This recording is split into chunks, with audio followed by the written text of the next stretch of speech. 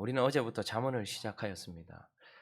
잠언의 10장과 마지막 31장까지는 실제적인 교훈이지만 우리가 이제 지금 잠언을 시작하면서 1장부터 9장까지 크게 두 부분으로는 나눌 수 있는데 1장부터 9장까지는 잠언, 지혜에 대한 여러 측면들과 지혜에 대한 여러 특성들, 특징들을 보여주고 있고 10장부터 이제 본격적으로 마지막까지는 산발적으로 지혜의 말들을 우리에게 주고 있어요.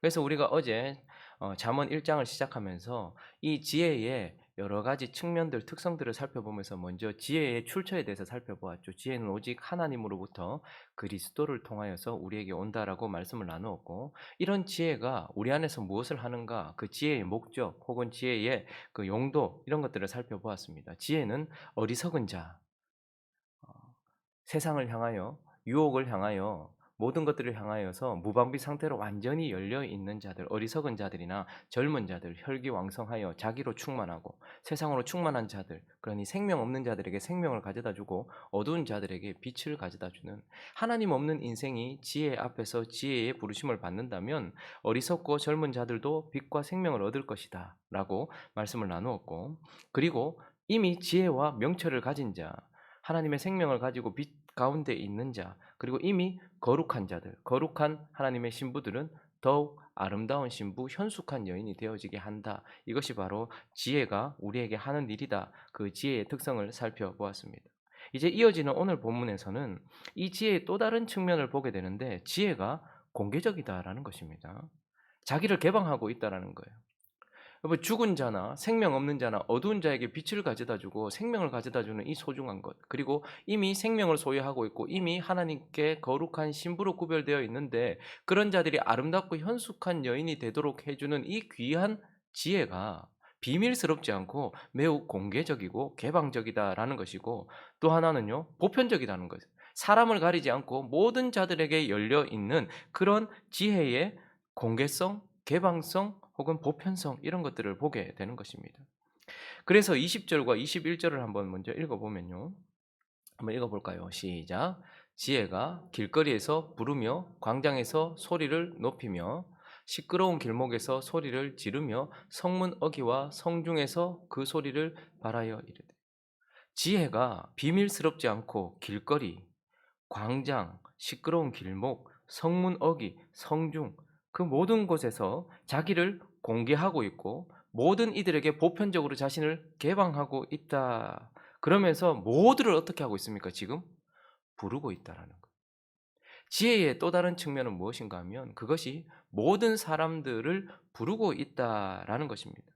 그런데 그 지혜의 부르심의 특징을 방금 읽었던 대로 살펴본다면 길거리에서, 시끄러운 길목에서, 그리고 광장에서, 성문어귀에서, 성중에서, 지혜 되시는 예수 그리스도는 하나님과 함께 하시는 말씀이기도 합니다. 그러나 또한 지혜 되시는 예수 그리스도는 우리의 삶 어디에서도 보지 못했다라고 말하지 못할 만큼 우리의 일상 곳곳, 그 어떤 곳에서도 우리를 부르고 있는 그의 부르심을 보게 되는 것입니다. 그래서 계속 이어지는 23절, 22절도 한번 볼까요? 너희 어리석은 자들은 어리석음을 좋아하며 거만한 자들은 거만을 기뻐하며 미련한 자들은 지식을 미워하니 어느 때까지 하겠느냐. 그의 부르심은 우리의 일상 모든 곳에서 우리를 부르고 있고, 또 지혜는요, 우리를 향하여서 어느 때까지라고 말하면서 인내하면서 끝까지 우리를 기다리고 있다라는 것도 보게 되죠. 그리고 23절을 보면 나의 책망을 듣고 어떻게 해요? 돌이키라라는 거예요. 그런데 그의 부르심의 가장 큰 특징은 무엇이냐 하면 우리의 일상 곳곳에서 계속 우리를 참아 가시면서 끝까지 우리가 돌이키기를 인내하면서 그가 부르고 있는데, 얼마나 점진적으로 부르는지 20절에 보니까 길거리에서 부르며 이렇게 말하고 있죠. 그리고 광장에서는 또요, 소리를 높이며, 더 점층됐다는 게 느껴지십니까? 그리고 시끄러운 길목에서는요, 소리를 지르며, 성문 어귀와 성중에서는 그 소리를 발하여 이렇게 말하고 있어요. 그러니 이렇게 소중한 지혜, 우리에게 빛과 생명, 그리고 우리에게 상급, 우리에게 풍성함, 아름다움을 가져다주는 이 소중한 지혜가 모두에게 자기 자신을 드러내고 있고 자기 자신을 보편적으로 개방하면서 모두를 부르되 우리의 일상 곳곳에서, 저 멀리 하늘에서 그리고 저 거룩한 곳에서만이 아니라 우리의 삶의 현장, 저 시끄러운 광장과 길목과 시장과 그 지저분한 곳에서도 우리를 찾아오셔서 우리의 일상 속에서 우리를 간절하게 우리를 인내하시면서 계속해서 소리를 발하시며 애타게 우리를 부르고 있다라고 말씀을 하고 있는 것입니다. 그리고 이어지는 이 본문 내용 전체는 그러한 지혜의 부름에 어떻게 응답하는가와 그 응답에 대한 그 반응에 대한 지혜의 역사. 그래서 그 부르심에 대하여서 반응한 사람들에게 지혜가 하고 있는 일, 그것을 우리에게 보여주는데 그 첫 번째, 지혜는 지혜를 붙든 자에게 축복한다라고 우리에게 분명하게 말씀해 주고 있습니다. 지혜는 우리를 간절히 부르고 있어요. 그런데 그 지혜가 이제 그 부름에 응답하여서 그 지혜의 부름을 듣고 지혜를 붙든 자에게는 반드시 축복한다라는 것을 말씀하고 있다라는 말입니다. 23절을 한번 읽어볼까요? 시작. 나의 책망을 듣고 돌이키라. 보라, 내가 나의 영을 너희에게 부어주며 내 말을 너희에게 보이리라. 자, 만약에 그 말을 듣고 우리의 삶의 구석구석에서 그 지저분한 곳에서 그 시끄러운 곳에서도 부르시는 그 부름에 순종하고 그 부름에 응답을 한다면 그가 축복을 하되 무엇을 축복한다고 말합니까? 아주 놀라운 이야기죠. 나의 영을 너희에게 부어주며 내 말을 너희에게 보이리라. 영과 진리를 쏟아부어 주겠다라고 말씀하고 있습니다. 사람의 생명은 육신의 생명은 피에 있습니다. 그래서 그가 피를 담고 있을 때에 피를 가지고 있을 때에 그가 살아 있다라고 말하죠. 그리고 이 육신의 생명은 피를 담고 있을 때이고 이 육신의 생명이 이어지는 것은 양식을 통해서입니다. 우리가 무엇을 먹을 때 그 생명이 계속해서 이어져요. 그러니까 피와 양식이 우리 육신의 생명과 그것을 유지하는 방식입니다. 그런데 우리의 영혼은요.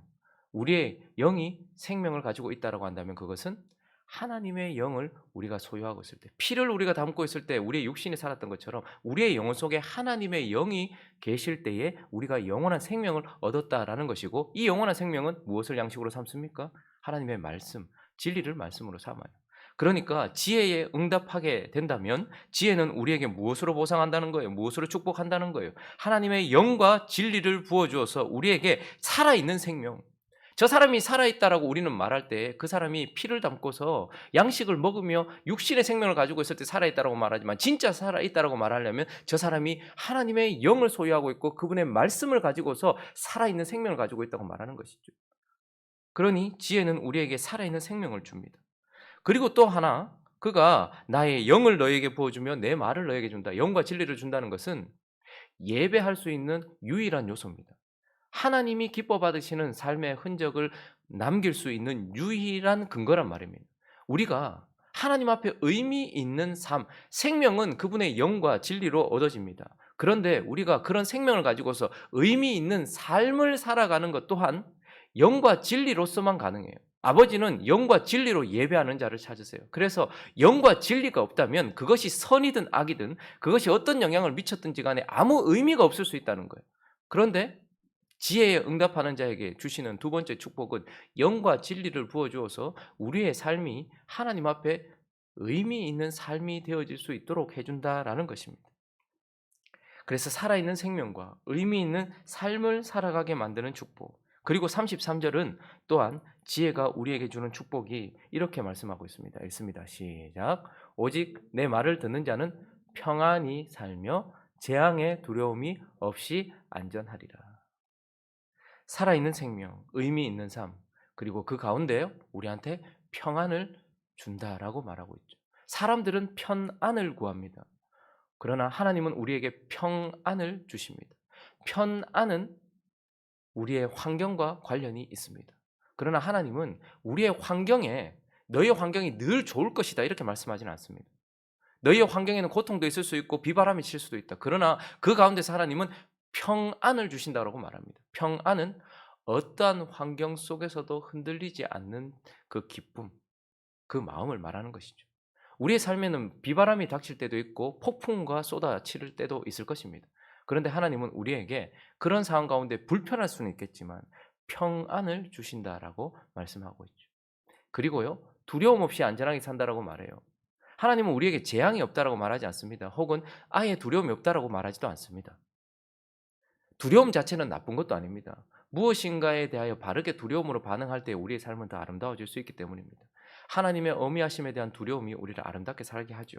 그런데 그분이 우리에게 지혜가 우리에게 주는 그 기쁨은 두려움이 없는데 재앙의 두려움이 없단 말입니다. 똑같이 재앙을 만나도 그 속에서 우리는 재앙을 두려워하지 않고 안전히 있을 수 있는 평안을 우리에게 주신다라고 말씀하고 있는 것입니다.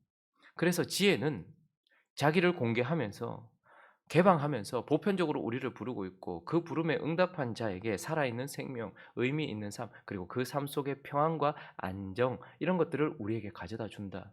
그런데 그의 축복은 사실 구약에서 하나님이 우리를 축복하셨다 할 때는 대부분 물질적인 것으로 많이 표현을 합니다만 그러나 하나님의 축복은 영적이고 내면적이라는 것을 우리는 기억해야 합니다.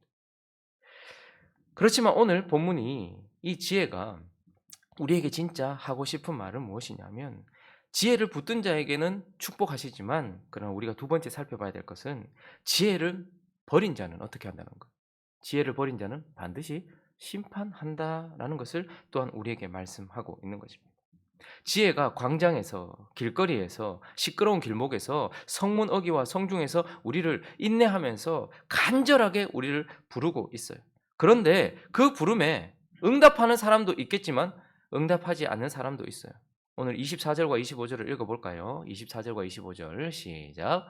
내가 불렀으나 너희가 듣기 싫어하였고 내가 손을 폈으나 돌아보는 자가 없었고 도리어 나의 모든 교훈을 멸시하며 나의 책망을 받지 아니하였습니다. 간절히 불렀어요. 오래도록 불렀어요. 그러나 듣기 싫어하였고 손을 폈지만 돌아보는 자 없었어요. 멸시하였고 책망을 받지 아니한 자들이 있다라고 말합니다. 자, 이들에게는 어떻게 합니까? 지혜가 응답한 자에게는 적극적으로 축복하듯이 응답하지 않은 자, 그 부름에 반응하지 않은 자에게는 적극적으로 그가 액션을 취하는데 심판한다라는 것을 보게 돼요. 이어지는 25절, 26절 한번 읽어볼까요? 26절, 27절 있습니다. 시작. 너희가 재앙을 만날 때에 내가 웃을 것이며 너희에게 두려움이 임할 때에 내가 비웃으리라. 너희의 두려움이 광풍같이 임하겠고 너희의 재앙이 폭풍같이 이르겠고 너희에게 근심과 슬픔이 임할. 살아있는 생명, 의미 있는 삶, 평안, 안정 이런 것들을 적극적으로 주시던 하나님이 지금 지혜가 이제 반응하지 않은 자에게 어떻게 한다는 거예요. 근심과 걱정, 광풍과 두려움, 재앙을 그들에게 심판으로 내린다라고 말씀하고 있는 것입니다. 그래서 우리가 한 가지 기억해야 될 것이 있습니다. 지혜의 부름은 초대가 아닙니다. 지혜의 부름은 초청이 아니라는 말입니다. 우리는 복음을 보통 초대라고 표현할 때가 많아요. 복음으로 초대하라. 초대나 초청은 그것을 받는 자가 자기의 상황에 따라서 거부할 수도 있을 때의 초청이라고 말해요. 그러나 사실 지혜의 부름, 우리의 길거리에까지 찾아와서 우리를 간절하게 부르고 손을 내밀며 우리를 향하여 소리를 높이고 있는 이 지혜의 부름은 초청이 아니라 명령인 것입니다. 그래서 우리는 그것을 기억해야 될 필요가 있습니다. 그리고 또 기억해야 될 것은 그런 그의 부르심에 응답하지 않은 자들에게 내리시는 이 심판을 보면서 너무한 것 아닌가? 거기에 응답하지 않았다고 이런 재앙을 내리고 이런 두려움을 주는 것.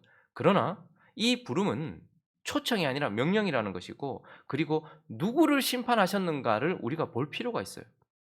22절을 한번 보십시오. 이 부름에 응답하지 않은 자의 특징을 우리에게 명확하게 보여주고 있는데 읽습니다. 시작.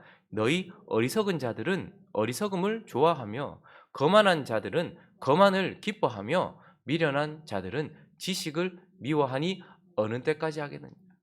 자, 그 부름에 응답하지 않은 자의 모습을 어리석은 자, 우리가 어제도 어리석은 자에 대해서 살펴보았죠. 어리석은 자는 세상의 외부의 유혹과 더러움에 무방비 상태로 활짝 열려 있는 사람을 말하는 것. 그러니까 세상과 더러움, 죄에 대하여 활짝 자기 자신을 열어놓고 어리석은 자는 그것으로 가득 자기를 채우고 있는 자를 말하는 것입니다. 세상과 죄와 쾌락으로 가득 채우고 있는 자를 어리석은 자다라고 말하고 있습니다. 그리고 거만한 자는요. 거만한 자를 가득 채우고 있는 것은 교만입니다. 교만이라는 것은 자기 자신을 높이고 자기 자신을 가장 가득 채웠을 때 드러나는 것이죠. 어리석은 자는 세상을 가득 채운 자요. 거만한 자는 자기를 가득 채운 자요. 미련한 자는요. 미련한 자라는 저 단어의 의미는 뚱뚱하다, 살찌다, 비대해지다 이런 뜻을 가지고 있거든요. 그러니 그것은 육신을 추구한 자들을 의미하는 것입니다. 그리고 그 육신으로 가득 채워진 자를.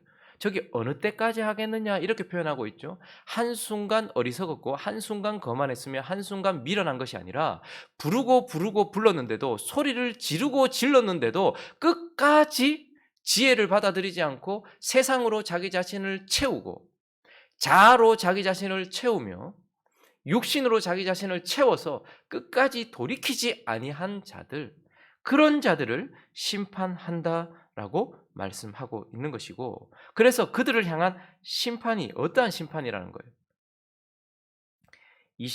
31절을 보겠습니다. 그런 자들을 향한 심판이 바로 이것입니다. 읽습니다. 시작. 그러므로 자기 행위의 열매를 먹으며 자기 꾀에 배부르리라. 그들이 받는 심판은 바로 자기 행위대로, 자기 행위의 열매대로 그렇게 심판을 받는다는 거예요. 여러분, 우리 보통 보면 우리가 노력한 만큼 얻는 것이 축복인 줄 알아요. 우리가 한 만큼 얻으면 축복이라고 생각을 하죠. 그러나 저 말만큼 무서운 말이 없습니다. 자기의 행위의 열매를 먹는 인생만큼 저주받은 인생은 없어요. 우리가 축복받았다고 할 때에 우리가 축복받은 이유는 무엇입니까? 우리는 나의 행위의 열매대로 사는 자들이 아니라 그리스도의 행위의 열매대로 사는 거예요. 그래서 엄밀히 말하면 우리의 구원은 행위에 달려 있습니다. 그런데 나의 행위가 아니라 그리스도의 행위에 달려 있는 거예요. 그분이 율법에 완전히 순종하셨고 그분이 십자가에서 죽으시는 그분의 행위의 열매를 우리가 먹고 있는 거죠.